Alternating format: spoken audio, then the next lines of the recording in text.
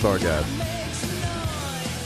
Almost had a major malfunction here in the studio. Anyway, I am DC, your host of Barside Jive Live. Today is Tuesday, January 14th, 2020. We're so excited that you joined us, that you chose to join us.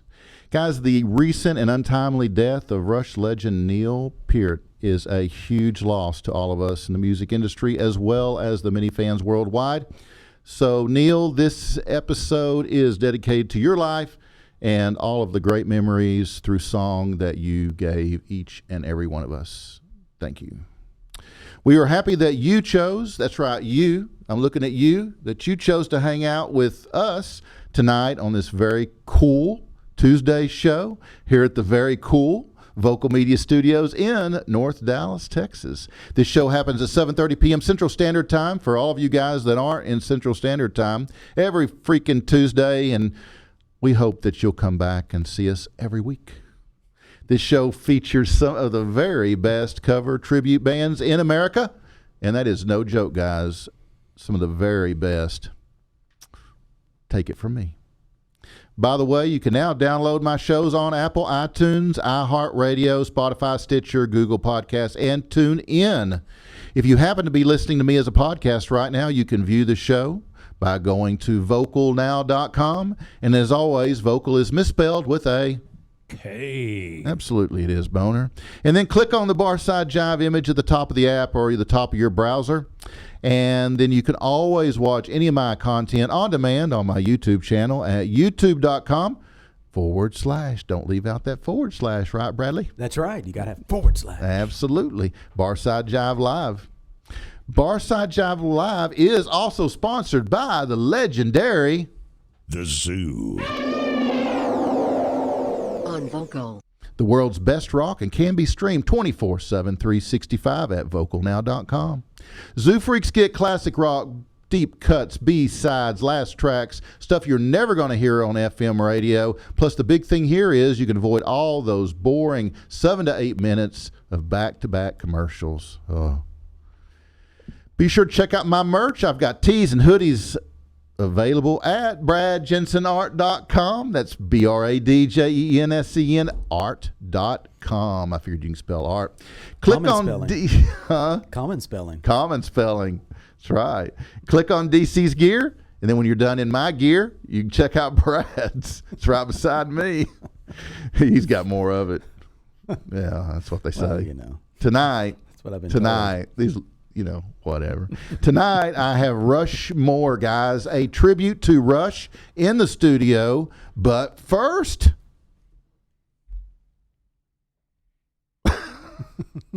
we're waiting. Here we go.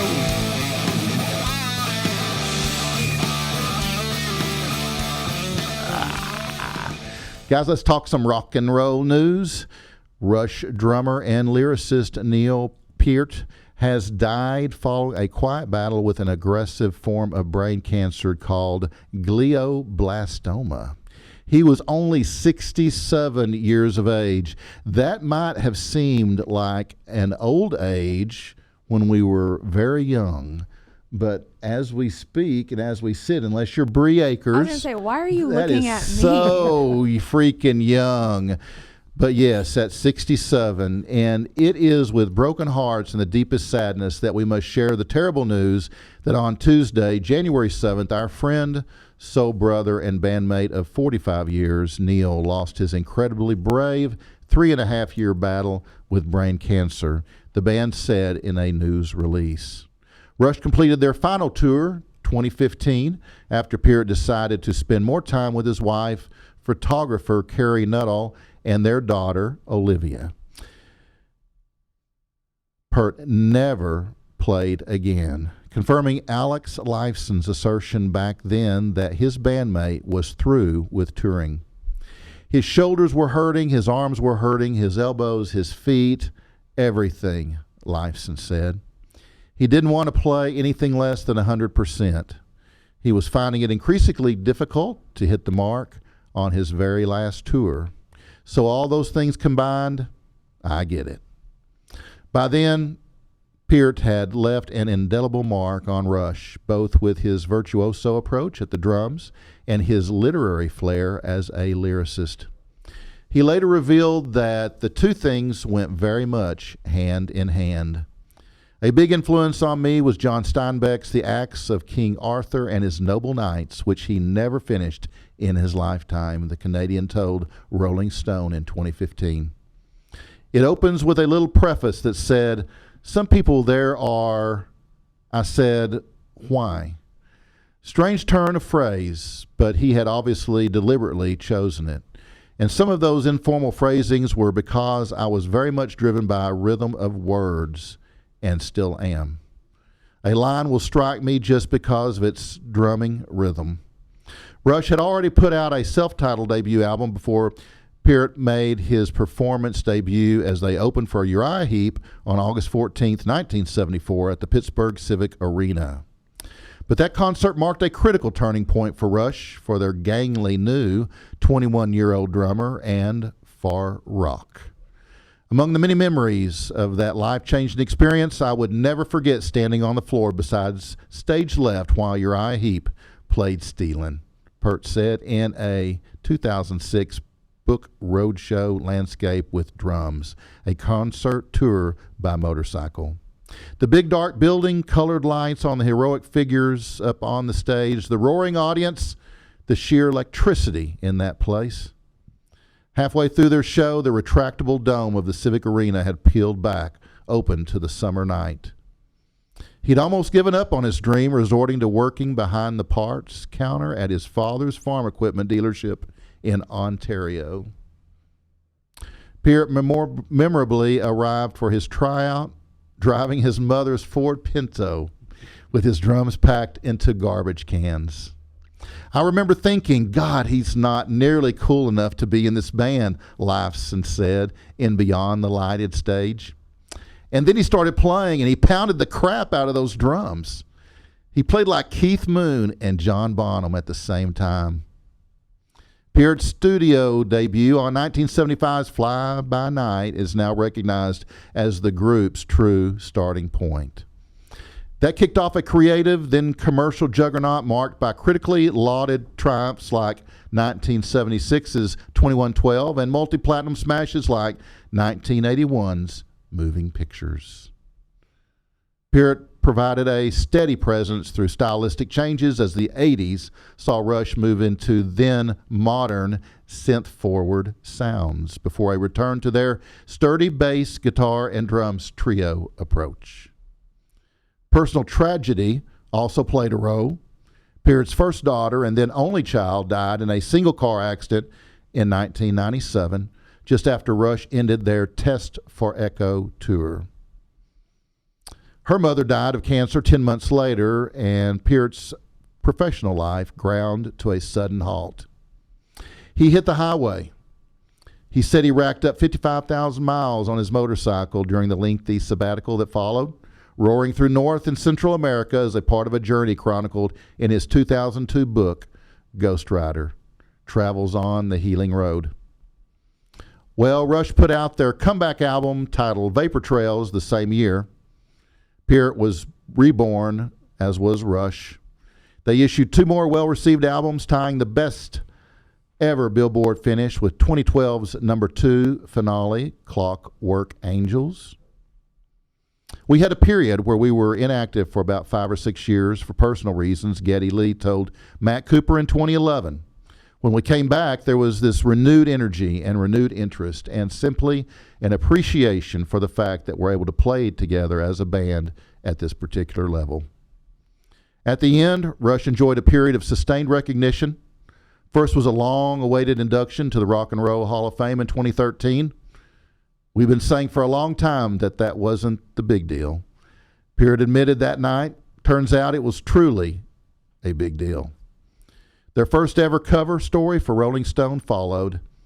Then one of their most celebrated jaunts, the subsequent R40 tour, ended up as a valedictory celebration.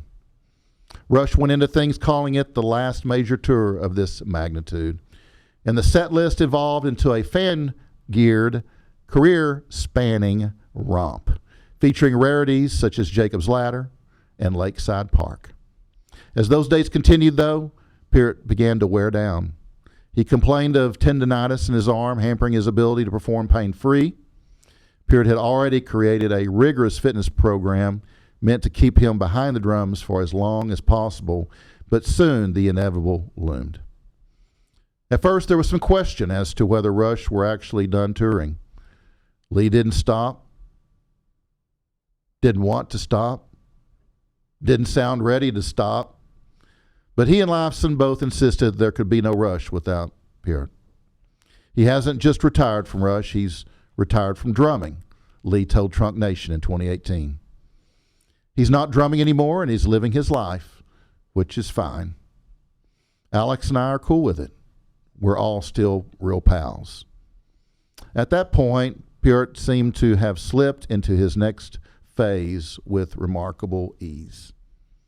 Lately, his daughter Olivia has been introducing me to new friends at school as my dad. He's a retired drummer, Peart told Drumhead magazine in 2015. True to say, he added, before noting that it's funny to hear. And it does not pain me to realize, like all athletes, there comes a time to take yourself out of the game. I would rather set it aside than face the predicament described in our song, Losing It. Peart's lyric for that tune, released in '82, Signals, noted that it was sadder still to watch it die than never to have known it. And that wraps my rock news for this Thursday. Tuesday. And that wraps my rock news for this Tuesday. I was testing you. Just making sure you're staying alert. If you like my rock music news, then Tuesday and Thursday, 7:30 p.m. shows are the place to be. My news is short, to the point, no fluff, no PC, just all rock and roll. Plus, for the dudes, I always try to include a few photos, just so you can relate.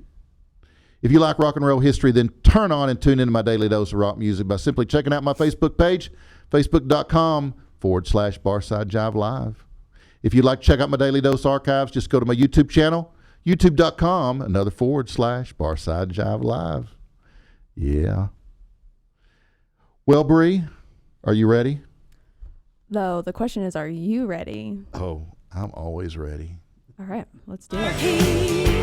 Whiskey, dust off the bottle, 'cause it's time to break out the good stuff. It's worth the price you pay. Line 'em up and let's take a shot. We got some drinking to do. Yeah, you know what'll hit the spot. Boy, you're my kind of booze. You and me are like top shelf liquor, bottled up with. There she is, Bree Akers. Here I am, guys. Here I am. What's going on, Bree? Well, not much at all. Not much. Just here to babysit you. That's all. Oh, okay. Don't do Ah, it. damn it, you did it. You started it. Here we go, guys. Here we go. I don't have children, and now I know why. Right here. DC's enough for me. You got a new toy. He did get a new toy, everybody. I apologize in advance. Here we go. That could be your outro. I'll be back. Oh, yeah. Lord. Okay, guys. Well, while DC plays with his toy. Thank you. I appreciate that. Oh, well. Go ahead. All right. It is still dry January, even though DC is not celebrating dry January. No, I'm not celebrating. So every episode this month, I'm bringing you a mocktail to help you get through the month. Here in the studio, this is not what I was going to present to you. So this is always fun. My drink for y'all today is a blackberry lemonade spritzer. However, for the studio, the lemonade is currently spilled on the floorboard of my vehicle. So, we are lemonade-less. Lemonade-less. However, to get you through dry January, like one of the perks is dropping a couple pounds. So with mocktails, we are trying to keep it low calorie as well. So you're still not drinking in a whole bunch of pointless calories and all that good stuff. I can't eat.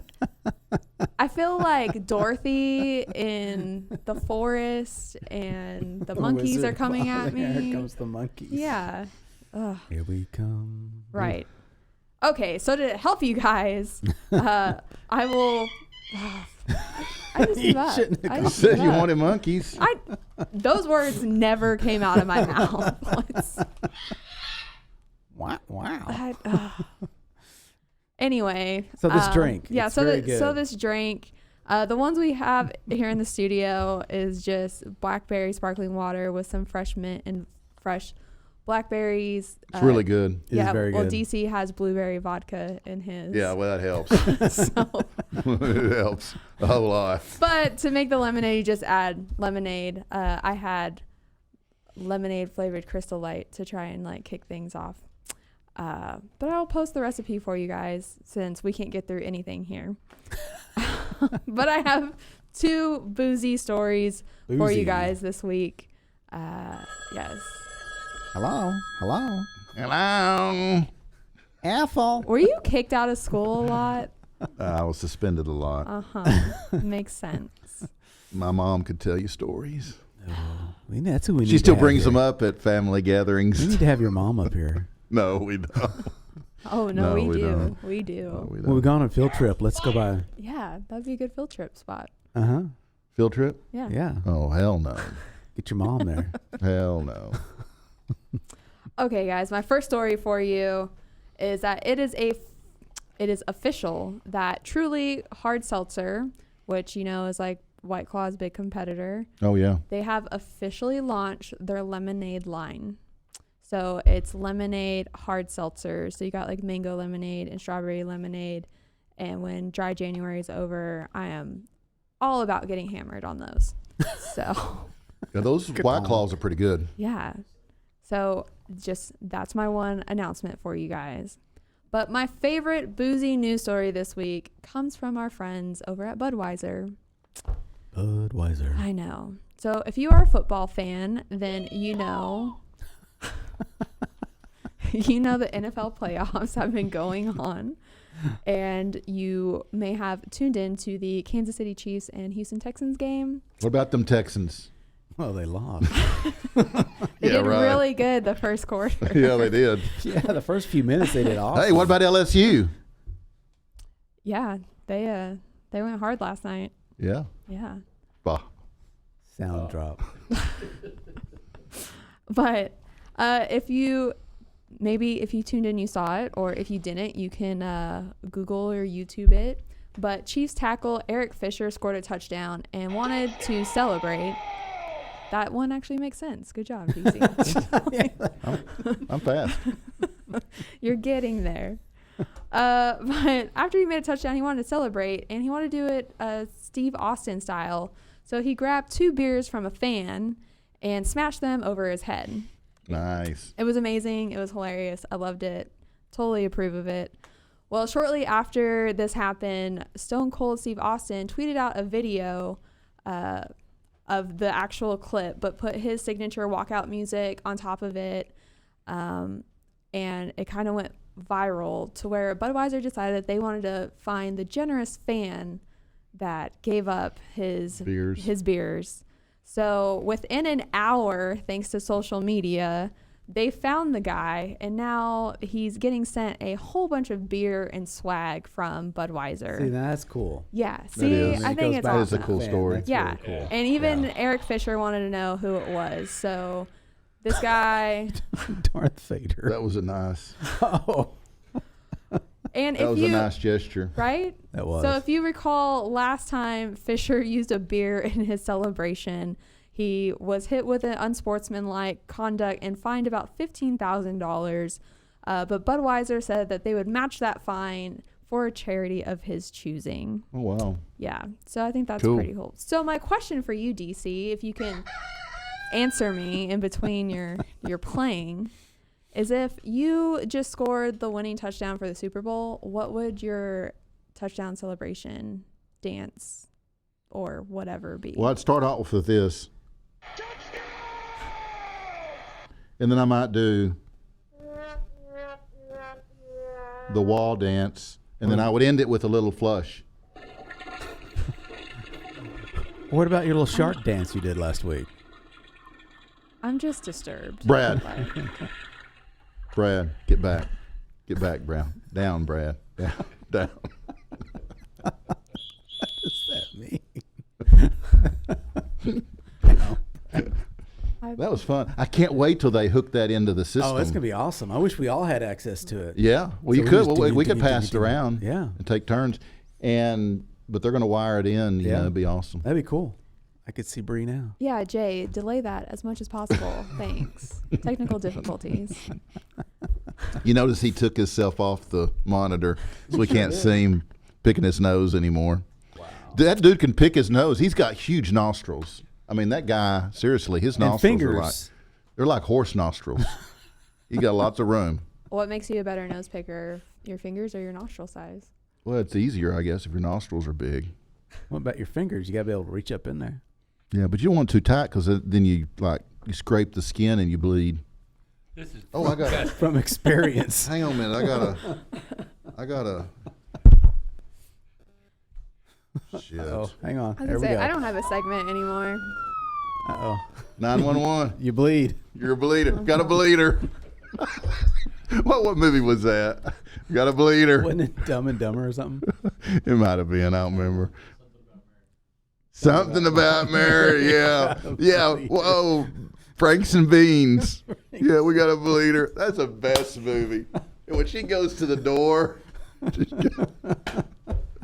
Oh, I need some. Yeah, she got some gel in her hair. Do you see that movie? I have seen that movie. It's hilarious, isn't it? It is a good movie. It's a great movie. Got a bleeder. Oh, anyways. Anyway, where were we? I was she asking just about your finishing- touchdown celebration, Dan. Oh, yeah, I just did it. Yeah. Yeah. Okay, guys. He so, flushed it. Yeah, he I did. flushed it. I did. Rim shot. So, oh Lord, my events for you guys to check out this week is based in Fort Worth. So this Saturday, Oh, we have events? I do have 2 events. I love events. I know. So this Saturday, starting at 11 a.m. in downtown Fort Worth. Ooh, that's It early. is officially the Fort Worth Stock Show and Rodeo season. My favorite time to be in Fort Worth. The parade starts at 11, and this is the world's largest non-motorized parade. So, yeah. So if you've never been there and you can, it's definitely something to see and hang out. And the great thing about the rodeo, everyone loves getting wasted in Fort Worth during the rodeo. So, Yeah, well, anytime, but especially during the so if rodeo. you're not celebrating Dry January, then I suggest you go check it out. And it's in the new arena this year. So, Dickies? yeah, it's at Yeah. Dickies this year. All right. So where's the parade? Is it still going down Main Street through the stockyards, or Yeah, it'll Okay. go like through downtown and everything. Never mind. is it going to end at Dickies? Do you know? I don't know Okay. that. But if you are celebrating Dry January in the historic South Side part of Fort Worth, there is a new place called Summer Moon Wood Fire Coffee opening this weekend. And Fired coffee. right, sounds interesting. They have a secret like moon milk that they use. Moon milk. Yeah, I don't know what any of that It's means. wonderful. But I'm very tempted to try it out. Moon milk and coffee. Moon milk and wood fired coffee. Wood fire. Hey, I had some of that this weekend. Yeah. Yeah. Not at that place, but at my place. I had a Well. studio in the stockyards. Okay. Yeah. So Well, if you I'm make familiar with the parade. okay. Well, if you make it out to Summer Moon, they're having a whole bunch of specials on their coffee. They're giving away swag. There's going to be live music, and you can win coffee or free coffee for up to a year. Is something that they're giving away. All right. Yes, Coffee. Brad loves coffee. but I do love coffee. I'm not a big fan, but Brad loves it. Oh, I love if coffee. you are a local Dallas-Fort Worth area bar or restaurant, DC and I are wanting to go on the road. Absolutely. He will leave his sound machine at home. And We would love to come in and film. If you guys have any special signature cocktails or new food items on menus, because a whole bunch of menus are changing right now with the seasons. So if there's something that you want us to feature on the show, we would love to come in and film. You can schedule that with me or reach out to me by DMing me on Instagram. You can find me at It's the Tipsy Gypsy, or you can email Bree, B-R-E, at itsthetipsygypsy.com. We'd love to come out, do a couple live segments as well and all that good stuff, and feature the best of our local area, because there's a ton of cool stuff up around. Absolutely. Yeah. Yeehaw! Just like that. Other than that, just go ahead and follow me on Instagram at It's a Tipsy Gypsy. And hopefully I won't end up on an episode of Snapped. Common spelling. Yeah, common spelling. Everybody runs for alcohol. They're closing up and we yell, hell no! Staying here all night long. Touch and flicker. Hey, can I get a couple of shots? Touch and flicker.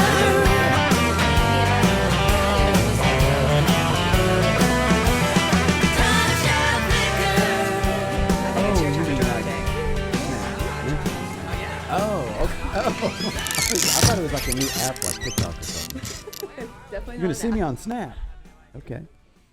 Guys, in case you're wondering, our intro to the Tipsy Gypsy, as well as the outro, is provided by Taylor D. Common spelling. Absolutely. Thank you, Taylor. We got Art Jive. We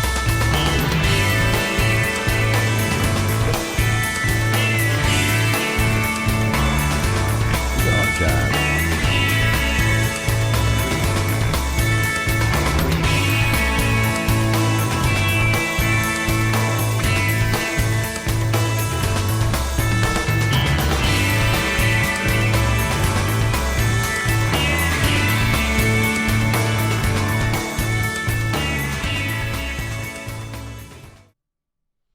All right, Art Jive Live, Brad. Hey, Jensen's in the house.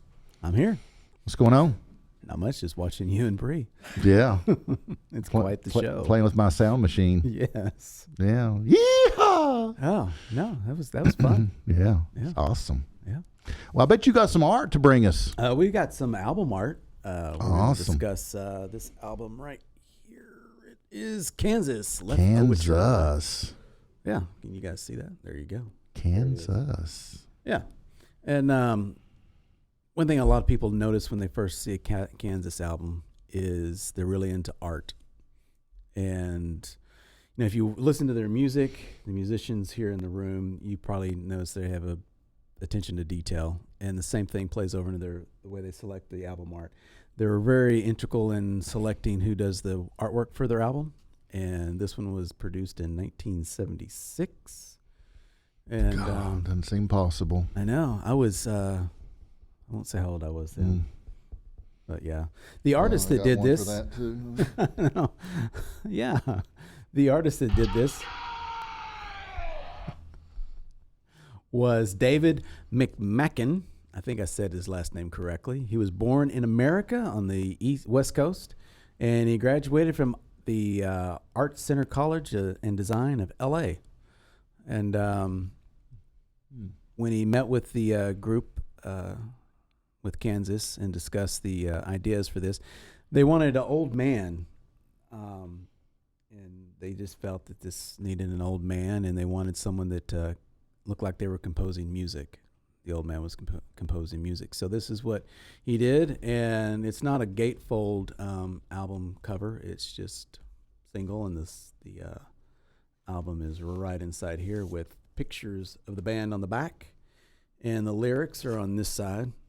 And on the back of the album, which is really cool, some say it's cool, some say it reminds them of toilet paper. What do you think, DC? Yeah, it looks like toilet paper to me. Yeah, toilet paper. So that kind of dogged the album. It said it looked like toilet paper off into the distance. This little part here, Bree. I mean, obviously people just haven't seen old school scrolls. But, you know. Hey, toilet paper. There we go. So This guy. But David spent the last 50 years working as a graphic designer. You got to start the first album, DC. The first album he did, when he got his break in, was doing the album. And please don't ask me which one it was, but it was for Frank Zappa. Oh, wow. Yeah, I think it was the Mothers. Of Invention. 200 Motels is what it was. We discussed that earlier. It was 200 Motels. And so, yeah, thank you. Appreciate that. Yeah, I'm glad you asked me that earlier. And but yeah, it was 200 Motels. And then and that's what got his foot in the door. But he also produced the album art for Journey, AC/DC, the Beach Boys, Cat Stevens, the Beatles. Wow. And he did design work for Disney, Lucasfilms, and Steven Spielberg. Wow, but he worked for a bunch of nobodies. He did. He's barely made it. He's one of those starving he's artists. struggling artist, Yeah, starving artist. Starving artist that just, But yeah, that was pretty much him. And if you look at the album, you could see, we were looking at this earlier in the studio. Again, I'm drawing a blank. I can't make out what it said on here. Boner, you were looking at this earlier. The book. Great Composers. That's what it was. Thank you, Boner. And that's one of the books on here. And there's a fire in the fireplace. There's a bottle on the mantle. It's just some really cool things on here. There's a guitar and a violin in the back. And over here on the back side, you could tell there's an inkwell that's been spilt, probably in frustration. But I have that same expression on my face when I have to respond to DC's texts. Oh my gosh! or sit through him playing the sound machine. Seriously, that's so hurt. It's so awkward. It is. So hurt. You're like, how do I respond to this? But yeah, it's a great album. If you guys, and the sad thing is, I don't know. I know they're bringing out albums again. They're making a comeback. They're hitting huge sales targets, and but the sad thing was back in the '80s when they came out with discs, they kind of eliminated the need for album art, because who wants to hang up something that small, Right. on your wall? Right. And this would be cool. And because remember, we were talking about it earlier in the studio, when you got your album, you can open it up and you can feel the vinyl and smell it. It just was cool. Right. It's a whole cool experience. And, and then, CDs came along and Ruined it. And you didn't get that anymore. And, but no, it's good to see the albums cassettes coming back. ruined it. And then What's that? 8 tracks and then cassettes and then they all fucking ruined it. Yeah. But the 8 tracks were cool. I like the 8 tracks. But they're back. 8 tracks are back? Vinyl's back. Vinyl's back. I was 8 really, tracks. I was really excited on 8 tracks. That shit never come back. I was excited. It was horrible. I actually, in my car, I have a cassette player. Yeah. Yeah, not 8 track, but that'd be cool if it was. But Oh no, it wouldn't. oh, that'd be cool. They Just keep suck. going and going and going like this segment. I know. Just Oh, are going we and are we going. done? We're done. Oh wait, I had a thing for it. Check out the album. It's Kansas. It's Leftoverture, and there it is. It's great songs on here. Brad, you always do such a great job on that art. Well, I appreciate it. You got- and it's You got anything new you're creating? It's just me. No, you and I are creating. We're collaborating on. We are. Yeah, we are on hats and other endeavors we're diving into. That'll Right. Soon be. In fact, they come check us out, 1523 Dragon Street, in the heart of the Design District, right down the street from the Virgin Hotel. That's right. They can check out our hats. They can check out our hats, check out our merch, All of our tees, stuff. leather jackets. That's right. It's all for sale. All of it's for sale. Yeah, even if we're wearing it. If you it's- buy enough of it, I'll take it off if you want to buy it. I've done that. Yeah. Yeah, lady, I was wearing a shirt. It had close to 1,000 Swarovski crystals on it. Yeah. And it was one of my custom shirts I did, and it had it was a skull with. It was really cool. She goes, "I want that shirt. How much?" And I told her the price, and she said, "Okay." And I said, "It'll take a week to get it." And she's like, "No, I want it now." Yeah. So I had to take it off right there. Yeah. Hey, And it's all for the cause. yeah, so hey, I was all for it. Yeah. Cash Absolutely. money. So yeah, but no, we got a cool spot down there in the Design District, and you and I are working on some cool stuff. Yeah. And looking forward to We have an event, I think, coming up in a couple of weeks there. February 1st? February 1st. Yeah. It's cool, and it's going to get cooler. Yeah, it is. And but yeah, it'll be fun. So come on out. Well, Brad, thank Check you. it out. You got a great little segment there. And I Bree, did. you got a great segment there. Whatever. Bree, you did an awesome job. Thanks, guys. I appreciate you, Bree. Gonna I always gonna enjoy. hit the iPad out of his hand. I always enjoy when you and I are on a segment together. He- Is that Darth Vader? Yeah. If it doesn't say, Luke, I am your father, I'm going to be rid of it. It didn't. It didn't. Screw it. I don't think he Okay. actually says that in the movie. It didn't? No. Oh, yeah, it did. Do you know what it says, Boner? He does say that. Hey. You gotta go. You better not go anywhere. Thanks, Bree. Brad, you're not leaving, are you? Okay. Guys, my guest today is Rushmore. Rushmore is Brian Monat. Monet. God dang it. Leave it to me to fuck that up. On bass, keys, and vocals, Terry Wayne Ranson. Drums, Hunter Ellison, guitar and backing vocals, and Kevin Terry on lead vocals. These guys are self-proclaimed Rush nerds who want the music of Rush to continue so much that they formed a band just so they could reproduce it. These guys bring all their concentrated energy and precision together so they can give their fans, you guys, a live Rush experience each and every show. Let's welcome Rushmore to Barside Jive Live. Hey. Cheers, y'all. It's good to see you guys. How you doing? Good. Was the wait long? No. It was amusing watching you. Yeah. Well, it is what it is, Get I cooler, guess. but nothing's cooler than DC. So. Well, I don't know about that. I'll tell you what's not cool is this room right now. I'm about to burn up. Are you hot? Yeah, It's a little warm, isn't it? Jay, this is like our second request, right? Can we turn down the heat? It's even hot to me. Oh, yeah. Well, I know if it's hot to you, then it's really hot. Yeah, because I'm like burning up.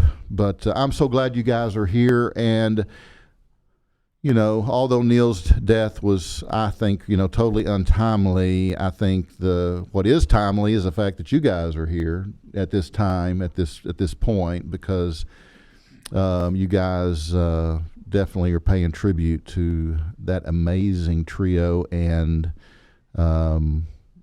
it's just happenstance how this happened because we didn't know. Yeah, we worked this out like 4 months ago. Yeah. So Yeah. it was like, wow, that wasn't coincidental. I mean, there was a master plan there somewhere. So we had this show scheduled, and all of a sudden Neil passed, and so I thought, well, I'll do my news on his passing. You guys are going to be featured on the show, and it all worked together. But why don't you give the audience, guys, kind of a thumbnail sketch, because they most of the time don't really know, and I think they have interest in how you guys kind of got into this music thing.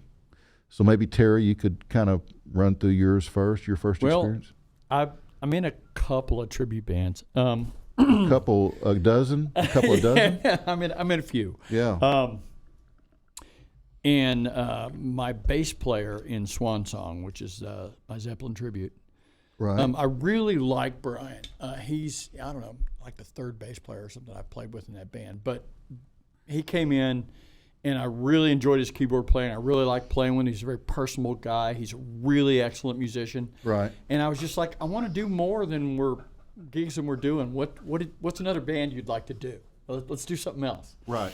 And he's like, well, I'm a really huge Rush nerd. I've always wanted to do it, but I never had guys I could do it with. And I'm like, oh yeah, we'll do that.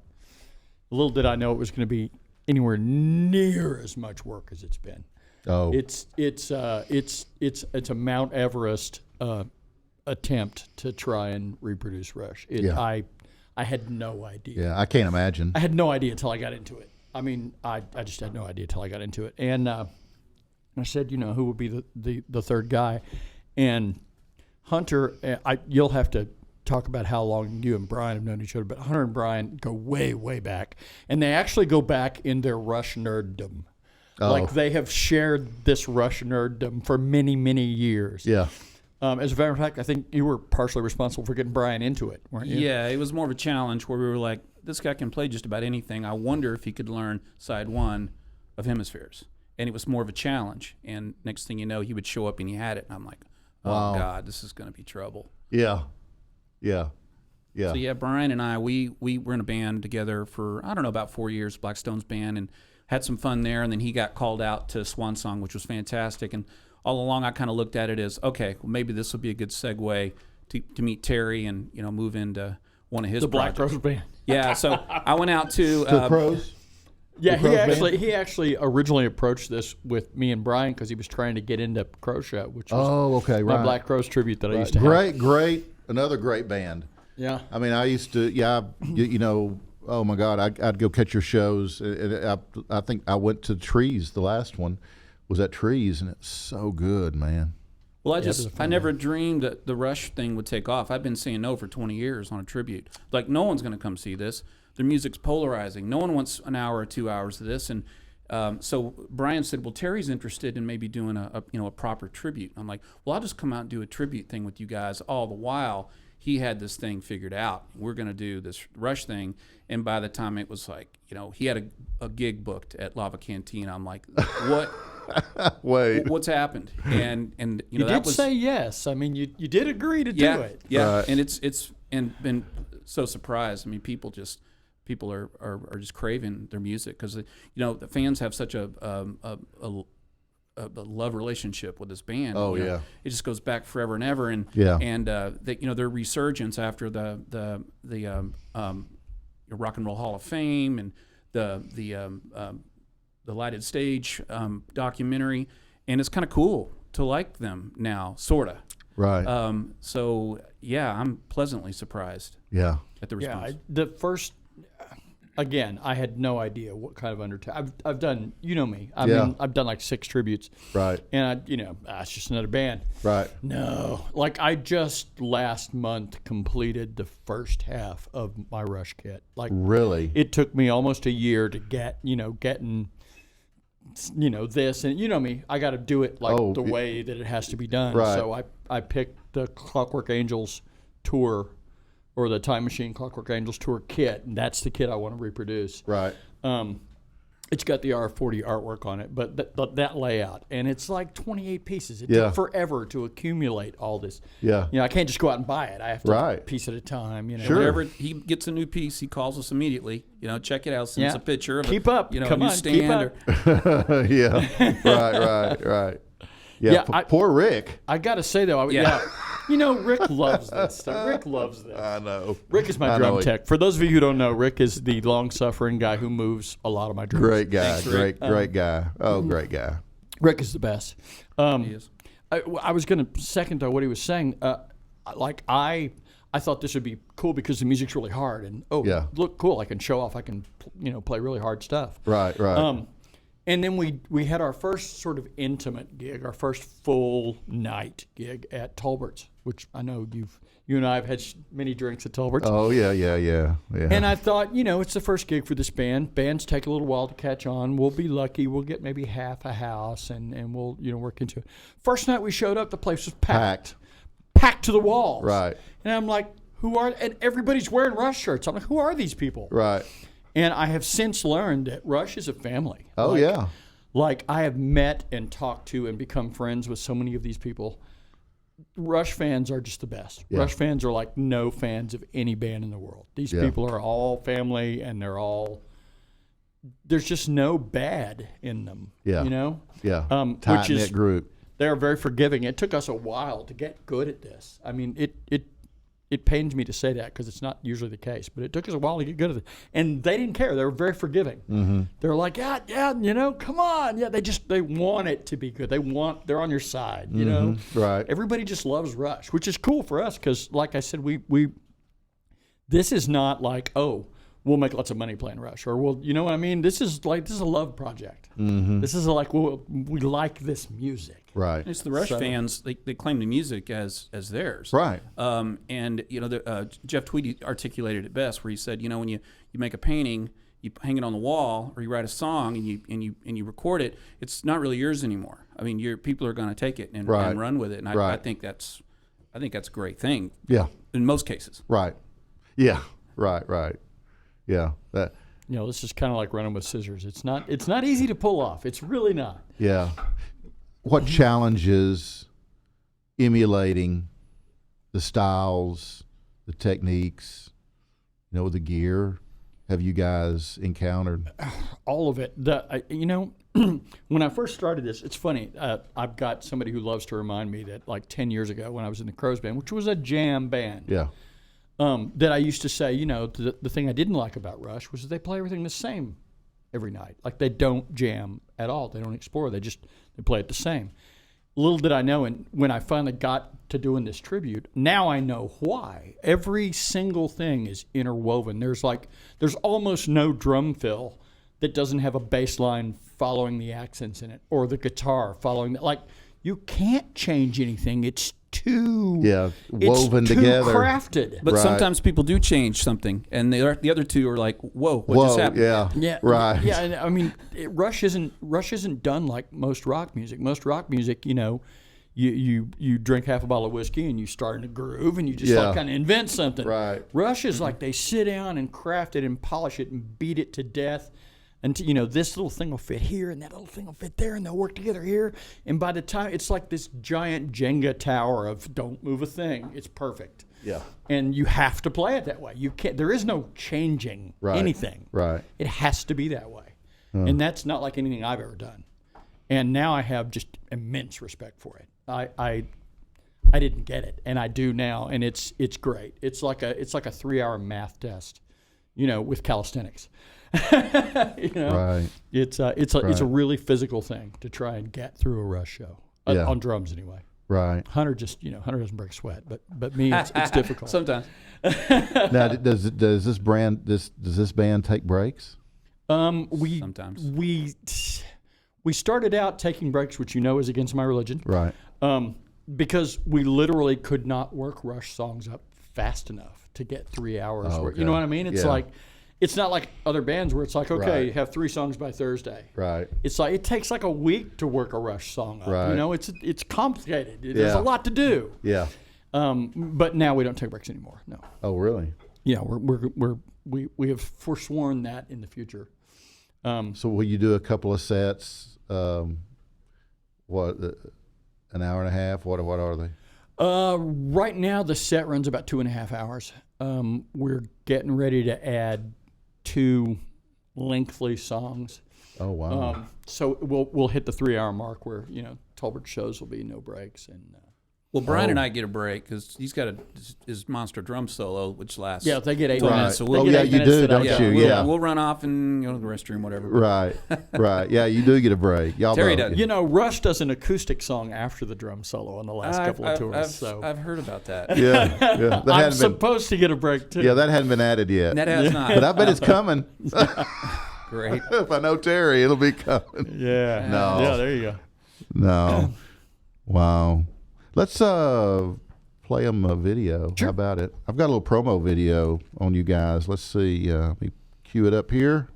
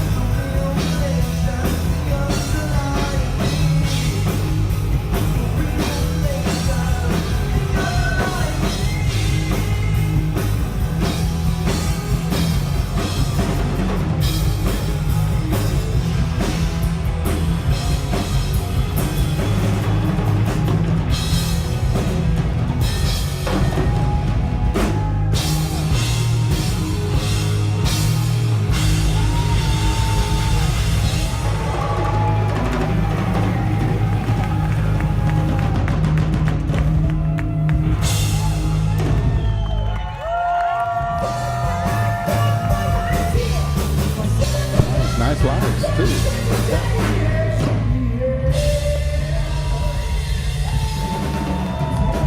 Yeah, it should be. Yeah. It was. That's all actually. We don't actually have a promo video. That's clips from the last show we did. Oh, at okay, cool. Arlington Music Hall about 2 weeks ago, 3 weeks ago. Yeah. Like a really recent show. Somebody just sent me these videos, and usually I'm dying to post that stuff. Right. Like, look what we did. Look what we did. Right. And then Friday, the same day that I got the videos, I got the news about Neil, and I'm like, Right. I'm out. Yeah, I'm out for a while. Yeah. You know what I mean? Like, I was just like, Yeah. it's, it is the last time in the world for it to be about you.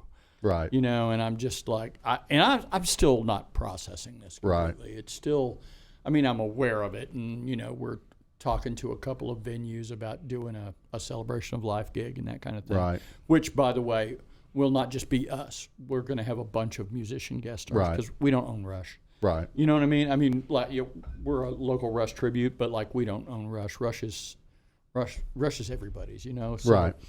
We're definitely planning on having a bunch of people come in and play songs Cool. and stuff. So, I'm sorry.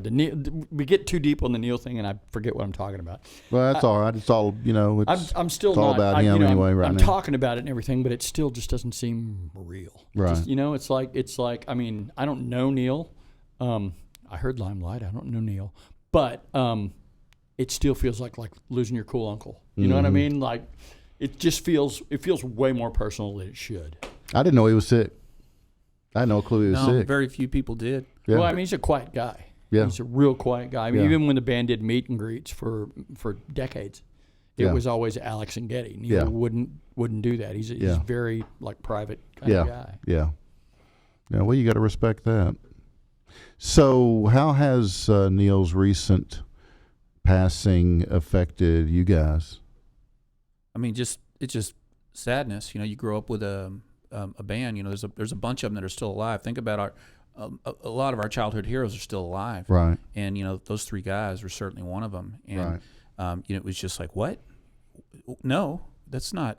That didn't happen. It just there was no runway for it. There was no. And then one of your idol, one of your favorite people in the world is gone, and then it takes with it the idea that they would ever get back together and play another show. Oh, right, yeah. So that's what that got me pretty good too. Yeah. I can't tell you how many people that it's been among Rush fans. This conversation since R40 ended, like, surely they'll do a one-off show. Maybe they'll just do one show, or Right. And but it's not even that. That's I don't have the right words. I'm not Neil. I don't have the command of words that he has to. Right. But it's just huge. It's too big to, It's, I don't know. It's weird. Everyone pretty much feels the same. We're all fans. Yeah. Everyone feels the same. Yeah. Well, I tell you, we've lost so many icons. David Bowie. I don't even want to start naming them because there's been so many over the last several years. Yeah. Ranson. Yeah. And I felt bad. Yeah. During all those, but this is just so much that would hit closer to home. Me. Truthfully, I can't think of another celebrity that I don't know that would have felt this personal. Because you are in a tribute band to those guys, or when I do a tribute band, I don't just do it. Right. Like, no, I know you put your heart and soul in it. Right. Well, and I go research everything about. I've read all Neil's stuff and spent hours and hours inside his music, and you're trying to get to what somebody's thinking, and how they think when they go about this, so you can do it right. And I just feel like I've spent so much time with this person who I don't know. It's like a family member now. Yeah. It just I don't know. We thought Rush would go on forever, and that they stopped. They've stopped for a little bit before. Yeah. But it's definitely, you didn't think about anybody dying. Like, it's just right. I know. Yeah. That's just what.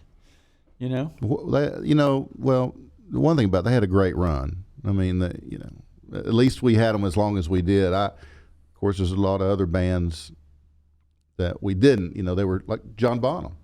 Yeah. And that was a very. Although I got to say, I think Zeppelin did the right thing. Oh yeah, absolutely. They absolutely did the right thing. It would have. I don't blame Plant at all for his attitude towards that. Yeah. I respect the heck out of that, and I think he made the right decision. Even though I would love to hear them. They have 4 more Zeppelin albums, Yeah. but they wouldn't have Bonham on them, so they wouldn't No, be it wouldn't be the Zeppelin same. albums. Right. Yeah. So I'm cool. I'm cool with what Yeah. happened, the way it went down. But at least we had Rush for quite a while, Yes. and It's funny. I commented on Facebook. The drummer for there was a Rush tribute in town before us for about 8 years in the early 2000s, and their singer died, and they went on sabbatical for quite a while. But I've gotten to correspond a little bit with the drummer, and he put a meme up, I think yesterday, that said, I know you're sad, but think about this. Earth's been around for 4 billion years, and you got to live at the same time as Rush. right. So that Right. should, Right. be thankful. And Oh, I'm yeah. like, man, that is the first thing I've heard since Friday that made me feel any better. Yeah. Yeah. Absolutely. Absolutely. Let's give them another video. I got a short one here. I got a little drum solo. This is. I want to say something about this. It's Yeah. actually at the end of the guys gave me static. They thought this wasn't going to work. For the last 5, 6 tours, actually since the 90s, Neil got into doing a thing, Burning for Buddy, which was a tribute for Buddy Rich that he produced some albums on and played on.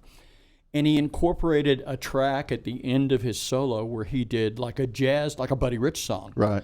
And he would incorporate it to be the last 30 seconds or 45 seconds of his solo. Right. So I picked the last one, the hardest one that he did, and the Clockwork Angels, or excuse me, Time Machine Tour. He did Love for Sale. And I'm like, nope. I got a keyboard player in my Floyd band who's also a trumpet player. Mm-hmm. So he tracked this and he played trumpet on all the tracks, and he gave me this jazz track to use in the Peart solo to reproduce. Wow. That. So that's what John. this is. Wow. John Barton is his name. Yeah. Okay. Cool. All right. Here we go, guys.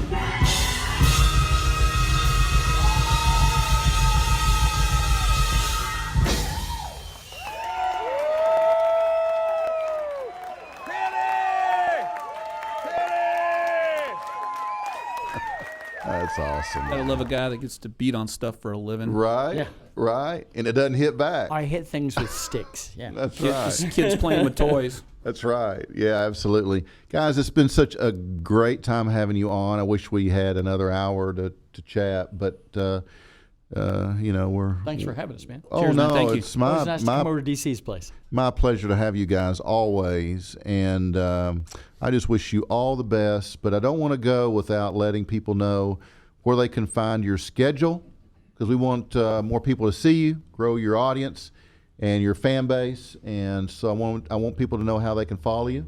Contact you? Facebook is the easiest way to find us right now. We're building a website, but Okay, cool. right now it's just Rushmore. Tribute All to one Rush. word, RUSH. Actually, it's two. It's got a hyphen in it? Yeah. Okay. It's not Rushmore. It's Rushmore, as in more Rush. Okay. So Okay. it's Rushmore, a tribute to Rush on Okay. Facebook. Well, you guys check them out because you heard a little bit of it. We're going to give you a little bit more as we close, but you've heard a little bit from these guys, and I hope you go out and find them at a venue near you and support them because they are working really hard for you. Today, my featured cigar is the Gurkha Hartfield and Co. That would be company. A match made in heaven, or at least Kentucky, we'll say. To say that many of us enjoy bourbon would be like a real understatement. So when I heard Terry Ranson about Gurkha bourbon cigars, I nearly fell out of my chair because I had never had one and still haven't, but I will very soon. And they don't disappoint, guys. And I've heard this from many, but let me tell you about it. It's a collaboration between Kentucky-based Hartfield and Company and the cigar legend himself, Kay Hansosha. These premiums are the absolute pinnacle of cigar perfection. Break the wax seal on these high-end glass tubes, and your nose will be immediately greeted with warm bourbon notes and earthy cigar goodness. To make these cigars even more unique, each size comes with a different wrapper. The Toro features a silky smooth Connecticut shade leaf that pairs up nicely with a rye heavy pour. On the Churchill, you'll find a Connecticut broadleaf Maduro wrapper that promises to be perfect pairing for your favorite top shelf booze. This segment is sponsored, as always, by Old Grapevine Cigar and Tobacco Shop located in historic downtown Grapevine, Texas. Your mission now is to go see Kenny Tom Ardena at Old Grapevine Cigar and Tobacco Shop for one of these Gurkha Private Select Abuelo, or ask them to make a recommendation for you.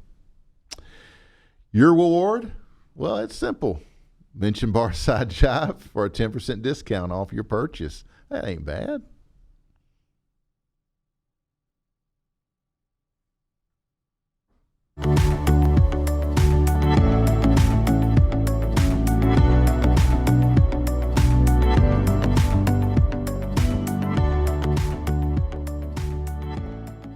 All right. Besides my Tuesday and Thursday shows right here at the Vocal Studios, don't forget my Wednesday show from 7 p.m. to 8 p.m., 1523 Dragon Street, featuring singers, songwriters, and those visual artists.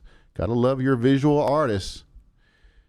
Be sure to check out my YouTube channel, youtube.com, Barside Jive Live, where I archive all of my shows.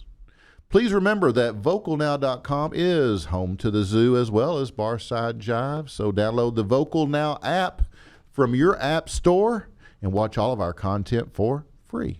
That's right, free. If you create music or some other form of art and would like to be featured on one of my shows, or would like to sponsor or advertise on one of the shows, or maybe you just have an idea, maybe a comment, reach out to me, dc@barsidejive.com. My show today is also brought to you by Hip and Hippie. Hip and Hippie is a planet-loving company known for its high-quality, earth-friendly, 100% recyclable candle line and natural body care products. It's no wonder eco-supporting people love Hip and Hippie, hipandhippie.com. I want to thank Jay and Jimmy, our production team, for all their hard work behind the scenes. So, guys, we are just about out of here. I want to thank you again for hanging out with us this evening. We do appreciate from the bottom of our hearts your support of what we do, and we hope that you will share us with your friends, your family, your followers. We would love that. And until next time, be kind to one another. Keep it real. Keep on rocking. And I will see you right here next Tuesday, Vocal Studios, 7:30 p.m. But before I go, I've got one more little treat for you guys. And here it is from Rushmore.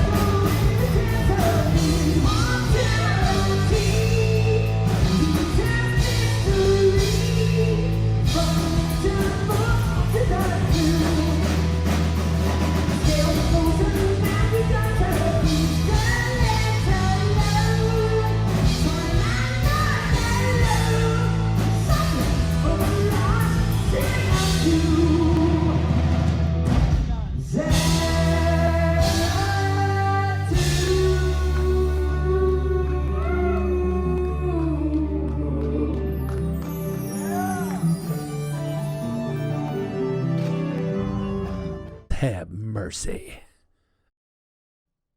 Thanks, guys. Cool. Appreciate it. Hey, did y'all find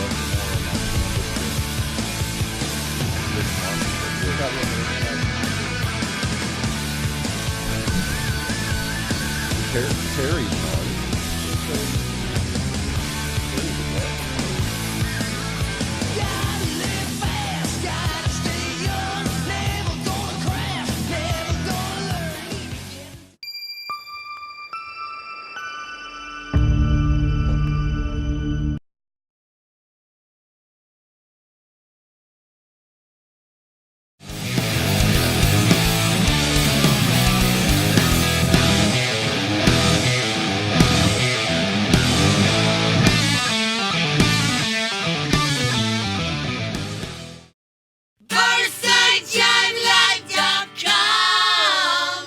That's BarsideJiveLive.com.